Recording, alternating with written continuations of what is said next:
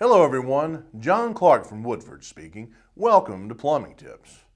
Today I'm going to review Woodford's Drywall Mounting Plate, also called the DMP, that's used to install Woodford Model 22 and V22 hot-cold residential faucets. The Drywall Mounting Plate makes the Woodford Model 22 and V22 installations look terrific. It provides a clean and precise drywall installation. It allows for a square cut on the drywall. It securely anchors the faucet. The DMP can be configured in a horizontal or vertical position that's ready for faucet installation and plumbing hookup. It's made of sturdy ABS.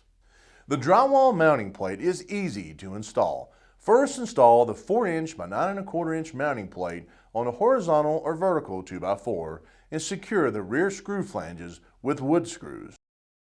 Next, install the Model 22 or V22 through the holes in the mounting plate and secure with two 5/8" long sheet metal screws. Then cut and fit 5/8" drywall over the mounting plate. A maximum 1/4" gap all around is okay. We recommend finishing or painting the drywall this time. Finally, slide the cover plates under the faucet flange until the mounting holes align. Install 4 white-headed screws to secure the plate. Installation is simple and you end up with a clean finished look.